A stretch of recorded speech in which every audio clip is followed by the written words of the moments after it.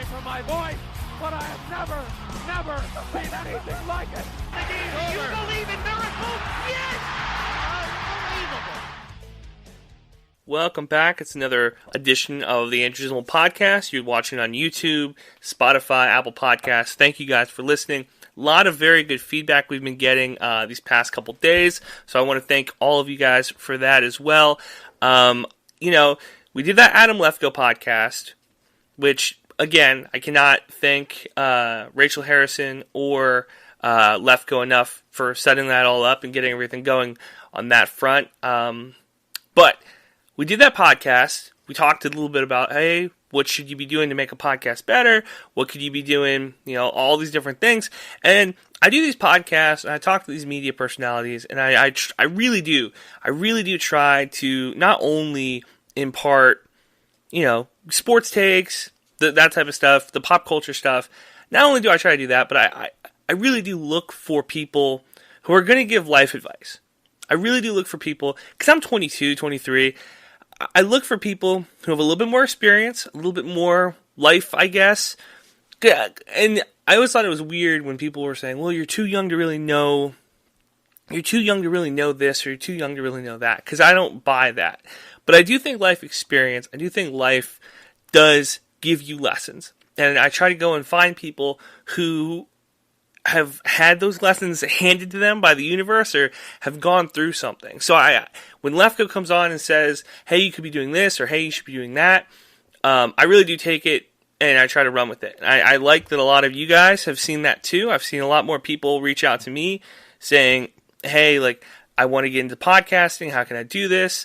And I'm always here for a resource for anybody who wants to. The YouTube channel you can comment on the YouTube videos, you can comment on the Twitter videos, or anything. I want to get that out of the way first at the start of the podcast, because a lot of people have been asking me for help and stuff, and I'm letting everybody know that is something that I'm willing to do, and I would love to try to help anybody who listens to this, or a fan of the podcast, or say you have a cousin or a brother or a sister who wants to get into podcasting. I'm here for that as well. All right, busy day on the podcast. We got to talk about the NBA. We have the seedings pretty much down, kind of figure out who's going to play who in the Eastern Conference. Western Conference, we still have the playoff scenarios, so I'm going to run through those one more time. And we got to talk about Giannis. Giannis Antetokounmpo, he did something incredible this season, and I know we talked yesterday about Ramona Shelburne being attacked on Twitter and Facebook and Instagram NBA, which is completely another gross subject. She got attacked for her narrative MVP. And I said, this isn't the first narrative MVP. This isn't the first narrative award given. We've done this in every sport. We've done this all the time. But Giannis was still my guy. I liked him when he got drafted. I remember Sports Illustrated. I'll never forget this. Sports Illustrated wrote a column. It was like a draft column, and they were talking about Anthony Bennett, who was the number 1 overall pick, versus Giannis Antetokounmpo, who was like the 14th pick, last pick of the lottery, I want to say. And I remember reading this and thinking, it would not shock me if this Giannis guy was better, just because he was bigger, he was longer. I've never seen a player look like that, and by look like that, I mean when LeBron came in the league in 2003. He was 18 years old and he looked like a grown man. All right, he got the muscles, he had definition, and then as he got older, it became more apparent that this guy was built in a factory and just huge. You go back and you look at photos of Shaq at LSU or David Robinson when he came in the league with the Spurs, and there's these different type of athletes, these guys who are just bigger and longer and faster when they run, and it all comes together to make this freak athlete. And when you look at Giannis, and you go back and you look at his rookie year, you could kind of see the beginnings of that. You can kind of see the start of, if this guy can do this at however old he was, he can get better and better. And a lot of people said, well, that's just Michael Carter-Williams. He's just another Michael Carter-Williams. And I remember arguing with people when Jason Kidd came there, and Jason Kidd made him a point guard. Some people were like, well, will this really work? I think his ceiling is Scottie Pippen. And I remember thinking to myself, no, I think this guy can be really special. And we're going to get into it as the podcast goes, because he did something amazing. He set a new record, something that Wilt Chamberlain, LeBron James, Michael Jordan haven't done. So My hat's off to him. He's going to win the MVP, probably in a landslide. Won't be unanimous, but it will be very decisive. Ramona Shelburne's vote will probably be one of maybe 10 or 15 votes not for Giannis, and the rest of the first place votes will most likely go to Giannis for MVP. But we got to talk about baseball to start off, because I have been saying for the longest time a 60-game season creeps up on you. Baseball season in general creeps up on you. Right around now, if it was a regular year, the pennant race would be heating up. And I was looking at the standings today, and we are almost a third of the way through the season. This is something that I didn't really. Again, you don't keep up with these things as the season goes on, or you should be keeping up with the things. But I'll admit it, it's hard to watch 4 baseball games and a basketball game and another basketball game and another, say, show that I want to watch. Back before coronavirus, pre-COVID, what I would do is I would have 2 TVs going and my laptop going, and maybe I would have a podcast going on the laptop or in the background, or I'd have 2 or 3 games, maybe a TV show to replace a game, and a podcast. So I got like a bunch of different things going on. I can kind of keep up with the show. I can keep up with what's going on the TV screens, and then I can listen to a podcast. But during COVID, you move back in with your parents. You're in the makeshift studio of Cookie Cutter Lane, and you don't have those resources. And I've found it much more enjoyable, much more relaxing to maybe watch the TV show instead of trying to keep up with 6 or 7 different sporting events. So what I'll do is I'll watch it on Twitter. I'll keep up with it. I'll watch these highlights. You know, you keep up with the game in real time because of Twitter. It's not like I'm missing a ton. I'm missing missed shots and stuff like that. I'm not that worried about it. But I haven't been watching the amount of games that I want to watch, especially for the baseball season. And then, of course, my Yankees are dealing with a ton of injuries, and I haven't really cared enough to want to keep up and keep connected with them. So I've kind of let it slide a little bit. So I looked at the standings today, and we are about almost a third of the way through the season for some of these teams. Well, a team, if you're the Marlins or the Cardinals, you're probably a third of the way through your season a couple days ago, because they, I think, are only going to be playing 55 games. So the Yankees are 12-6. They lead the American League East. Twins are 12-7. So that's about where the first place team is. The Athletics are 13-6, followed by the Astros at 8-10. Now, if you would have said to me before the start of the season, do you think the Astros are going to be 8-10? I would have probably thought no, because even with the Asterix scandal, even with the Houston Cheaters, they still have one of the best lineups in baseball. They still have one of the best pitching staffs in baseball, and they won last night. And that doesn't say a ton, because it was a one game, but I want to play this clip from Greinke, because I think it really does show a little bit of what's going on in Astroland. So you can hear him calling out the signs right here.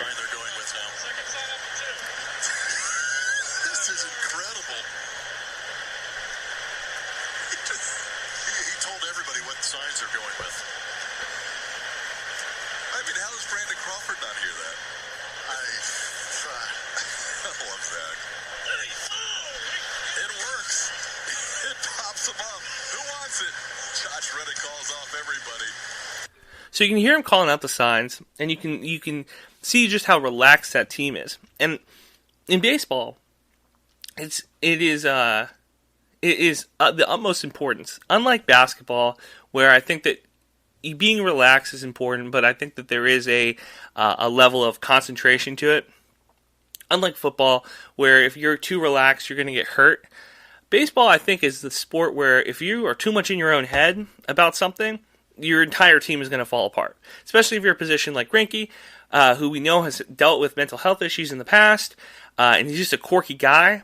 But to see that last night gave me, if I was an Astros fan, some pause. Because it makes me believe, even with Altuve hitting, I think it's like 186, even with Bregman and Correa, and that entire team having a kind of a cloud over them, and every stadium that they go to is going to get artificial boos, the home announcers on their TV broadcasts of any out of city, any out of state broadcast is always going to kind of attack and bite at the Astros for cheating. They're going to bite at Major League Baseball and Rob Manfred for not doing enough to punish them.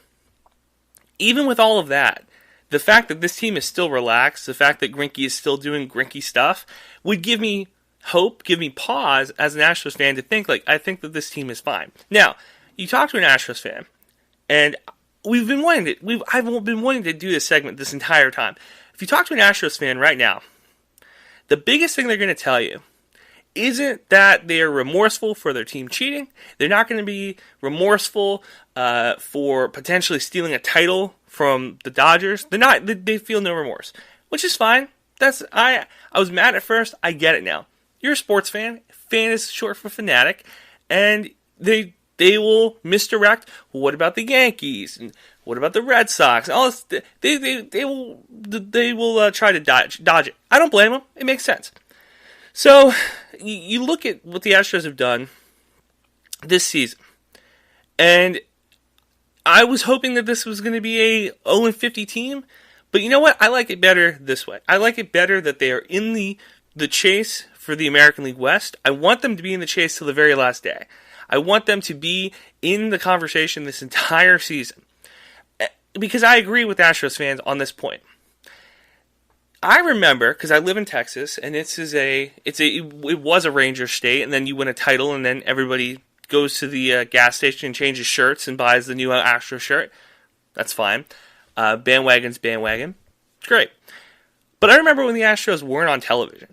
I remember when they were losing 100 games, and their TV contract got screwed up, and you couldn't watch their games outside of Houston, or it was like on public access or something. I remember the Astros fans being hurt, and it sucks to have your favorite team not on television. That it's something that I think every fan base outside of New York and LA has dealt with at some point, where your favorite team either gets blacked out because of restrictions, or you miss a game because the baseball network package doesn't get you your game. It sucks. Now, I could not imagine doing that for a whole season, like Astros fans had to, okay? So I get it. I'm coming from a point of love. I am happy that the Astros are in the national conversation another year. You look at it this way. 2015, I'd give them, what would you say, 5 out of 10 on the conversation scale. People care about them. 2016, probably a 3 out of 10. Didn't make the playoffs. Weren't an exciting team. I think people cared about Altuve. I don't think a bunch of people were like tuned into Astros. What were they doing? Stuff like that. 2017, they win the title. That entire season, I would say an 8 out of 10. People were watching their games. Hurricane Harvey happened. People cared about the city of Houston. I think that helped a little bit too. People cared. 2018, okay, well, the Red Sox went on a historic tear, but the Astros were still the team that people cared about. I'd give them an 8 out of 10 there. 2019, they were the team that goes to the World Series. I think that's an 8 out of 10, 9 out of 10. This season, because of the cheating scandal, that's a 10 out of 10.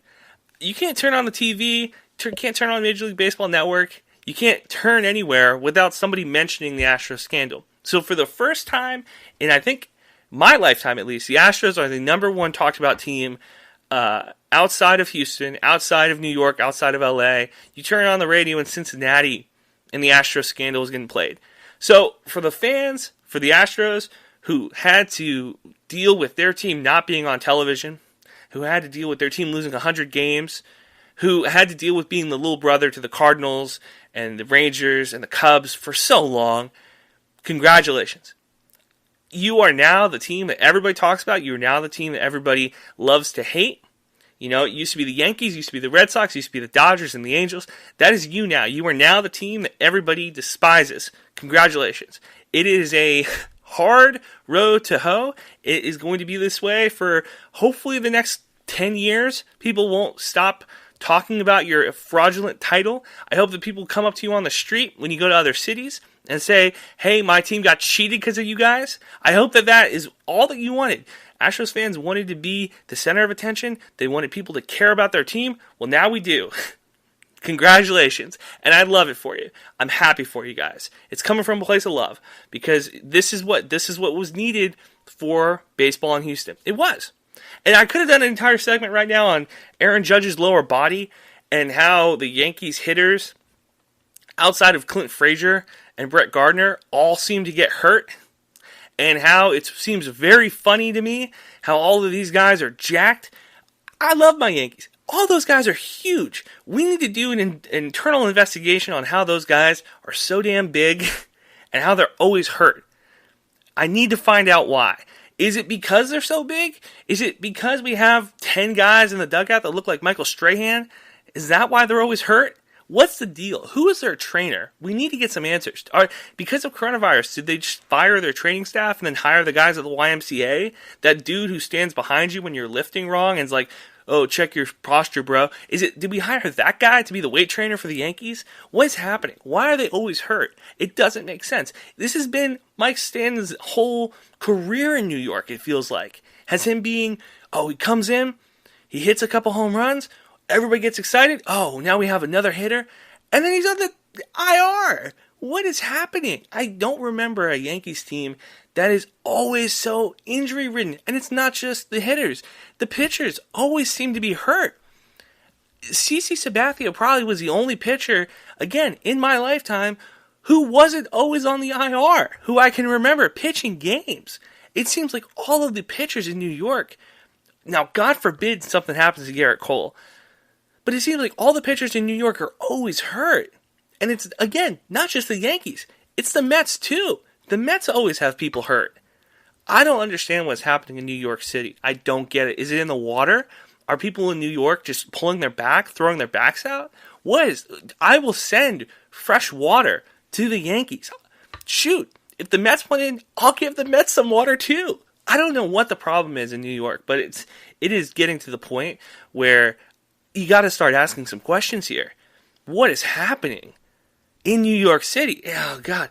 And all of that said, now we can talk about the Cubs, who are off to their best start in, 30 years, it feels like? 40 years? This is the best 15-game start since 1970 for the Chicago Cubs. They're 12-3 under David Ross, who you might remember being the catcher for that 2016 team that won the World Series. I didn't love the hire at first. I liked John Madden. I thought that he was... Joe Madden, I liked him as a coach for the Rays. I liked him as a coach for the Cubs. I thought that he was a very well put together guy, but I get it.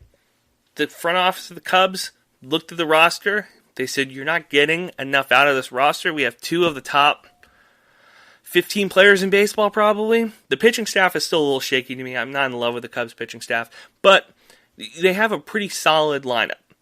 And the fact that they weren't winning the World Series or going to the World Series and teams like the Nationals were and winning, that is a problem. That's a problem. So I get where they're coming from.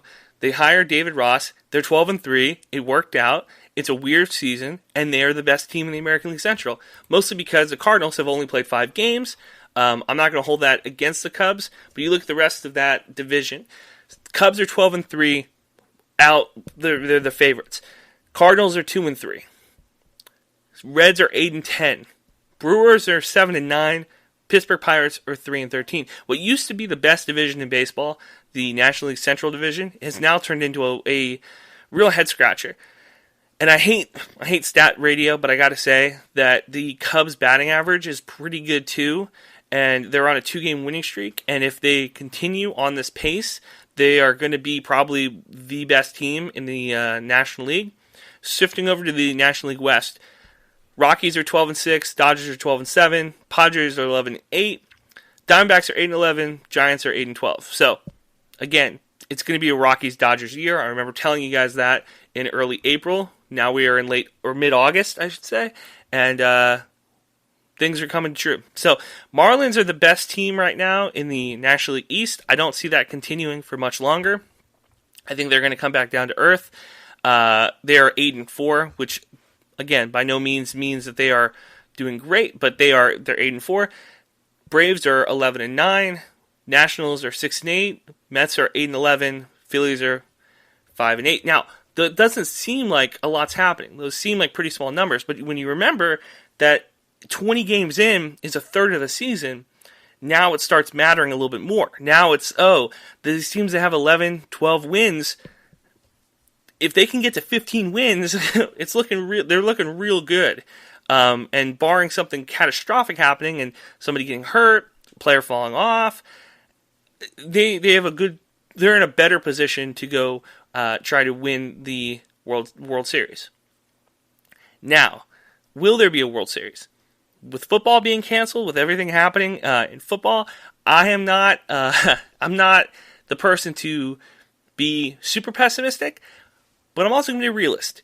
If college football gets canceled and the NFL is just like, we're going to play games no matter what, I think it would be very advantageous for baseball to find a city that has multiple ballparks, New York, LA, a place that has more than one field, quarantine the hell out of it, and just play all of your games in these two places. There's no fans in the stadium anyway.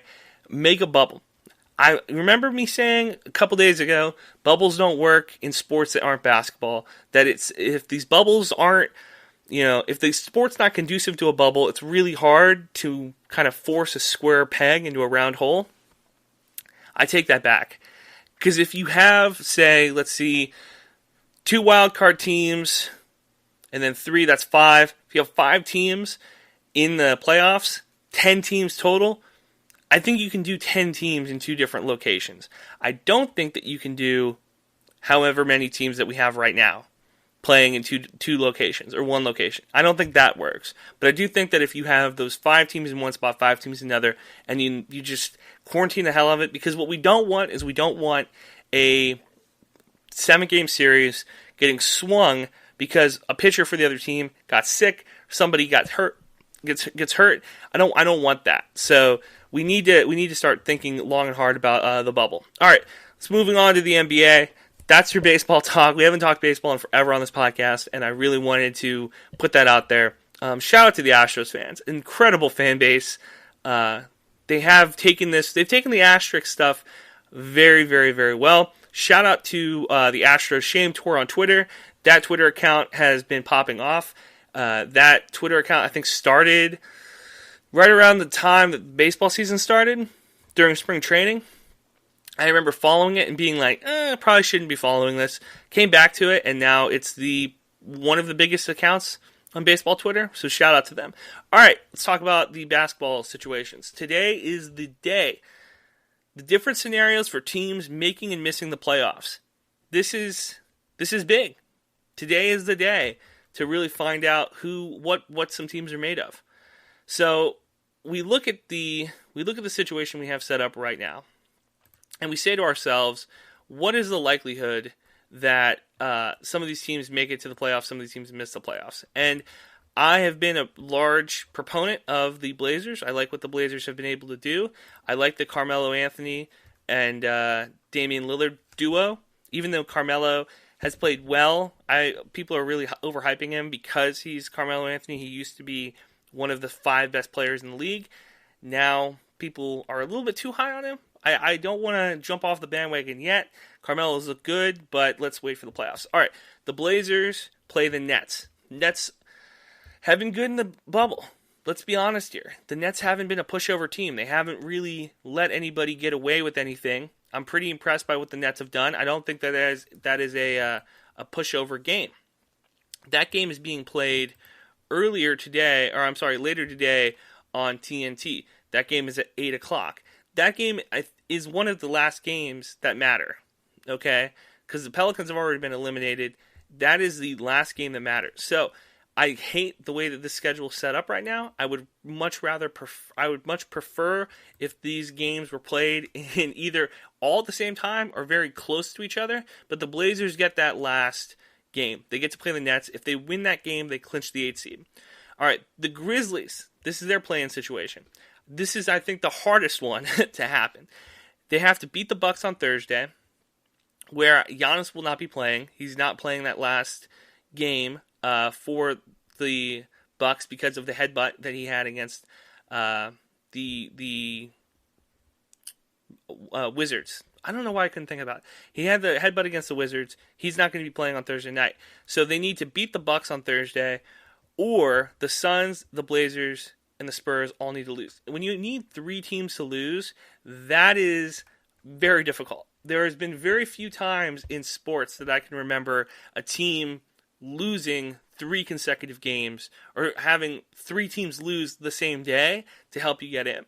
That's one of those situations where if we only could have beat X team earlier in the season, we wouldn't be in this situation. This is something that fans would say over and over and over again. The Grizzlies, I think, have the toughest time to get into the playoffs because, A, they don't have Triple J, B, like I've been saying from the beginning, none of those players on that roster have any playoff experience. Outside of Valanciunas, none of those dudes have done anything in the playoffs. You're asking a lot for a young team to make an impact in the bubble that they've never been in a situation like that before. Now they will be. Now if they're in a position like this next year, I'll say, well, they had last year to prepare for this. But right now, I don't trust any of those dudes. So I think the Grizzlies are the team. They're for sure the team that's going to be on the outside looking in. The Spurs, they have to beat the Jazz on Thursday night. That is not a easy deal. That's not an easy thing. The only thing you can hope is that, say, Donovan Mitchell and or Rudy Gobert sits out. But the Jazz aren't a pushover team but in the slightest either. They're fighting for playoff seeding too. They want to tune things up before the playoffs start.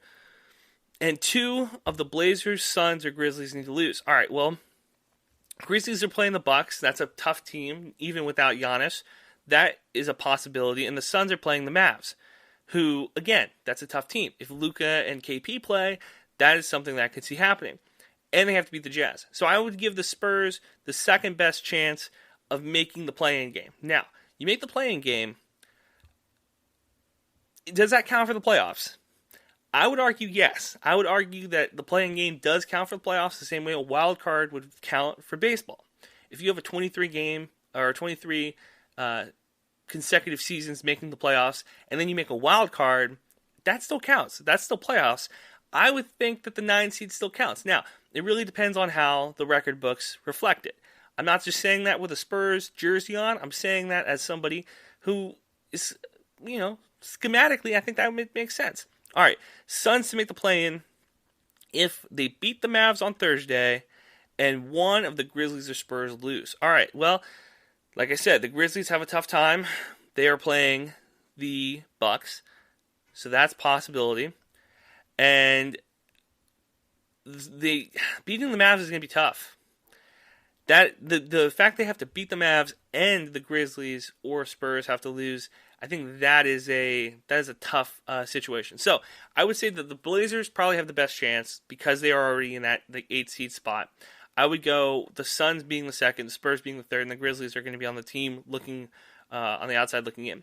If the Spurs make the playoffs, though, let's be completely honest here. If the Spurs make the playoffs, that is a big win for that franchise, getting in by the skin of their teeth. Again, I don't really care either way. I would prefer the Spurs to make the playoffs. You got the Tim Duncan poster back here. I'd prefer the Spurs to make the playoffs. If they don't make the playoffs, it's not the end of the world. 23 consecutive seasons is a lot to ask. And if you miss the playoffs once and then make the playoffs again, you start the thing over again. You go, well, we made the playoffs 50 of the past 51 years. Okay, cool. That's still an incredible stat.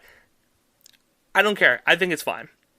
And all good things come to an end. It's not like this is, the end times. If the Spurs miss the playoffs, the sun will explode.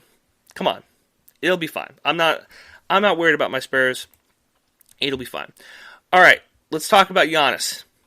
Giannis did something that no other team or player, I should say no other player has done. He now has the highest player efficiency rating in NBA history. Okay, why does that matter, you might ask? Well, these are the players who Giannis has surpassed for player efficiency rating in a single season.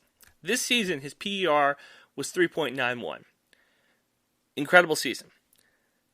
Wilt Chamberlain, 31.8 in 62-63. Wilt Chamberlain, 31.7 in 61-62. Michael Jordan, 31.7 in 87-88. Arguably his best individual season, not his best team season. LeBron James, in his first MVP season, 31.6. Michael Jordan, 31.6. Wilt Chamberlain, 31.6. LeBron, in that 2013 season, arguably his best season, 31.5. Steph Curry, in his first MVP season, 31.4. So you see what I'm saying here. You see where I'm getting at. Giannis' individual season this year, statistically, mathematically, is better than all of those dudes. When Giannis came in the league, like I said in the beginning, when I did my pre-roll, when Giannis came in the league, nobody thought he would do this. Not a single person. You can't find a single person who would have said that Giannis would be doing what Giannis is doing this year. Okay? I played the wrong clip for you. You could not find a single person to think that. And now he is winning games. He's making clutch shots. He is doing everything that you want a superstar to do. He's built different. And I don't mean that as in like, oh, he's a better player than this player. He's just different. He's a different beast. He's not of this earth. He looks like an alien. He looks like Stretch Armstrong. Okay?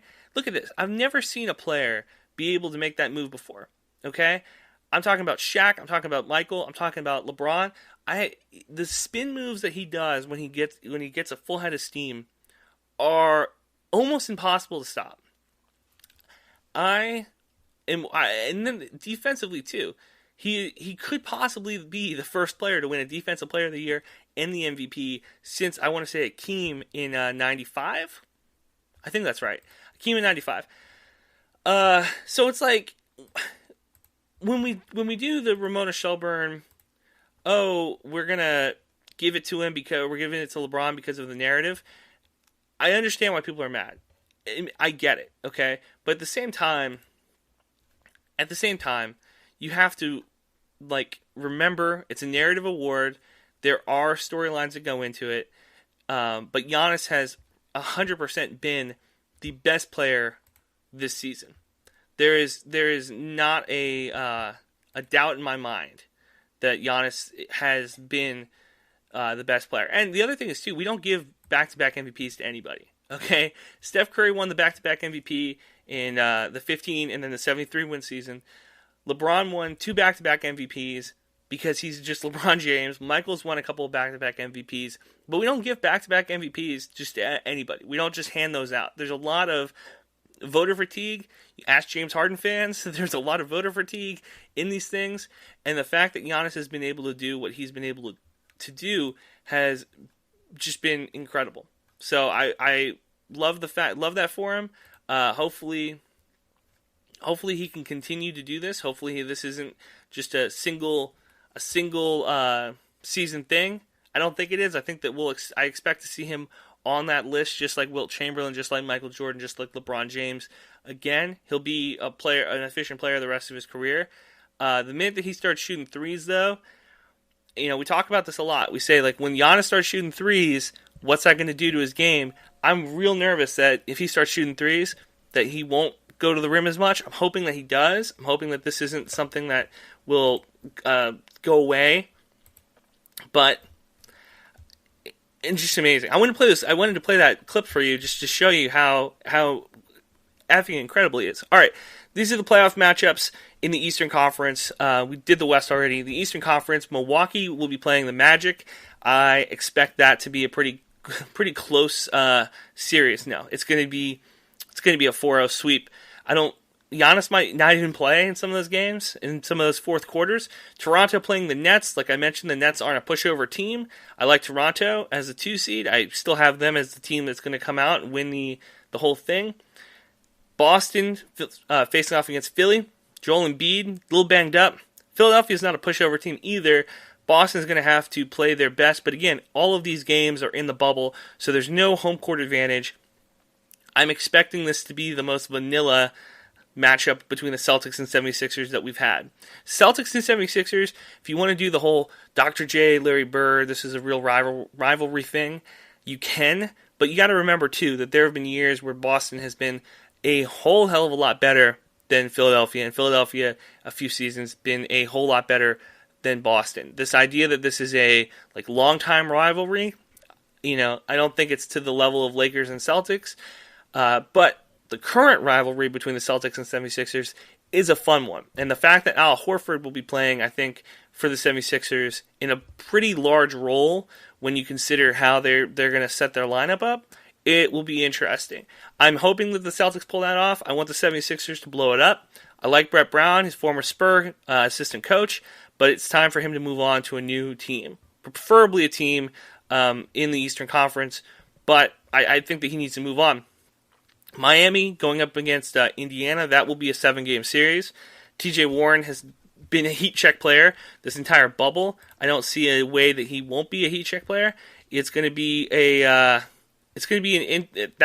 series. I think will be the one that goes the longest. We go to our buddy Alex Funderburk, who, longtime friend of the show. He has Bucks in 4, Raptors in 4, Celtics in 5, Heat in 6. Bucks over Heat in 6, Raptors over Celtics in 7, Bucks over Raptors in 7.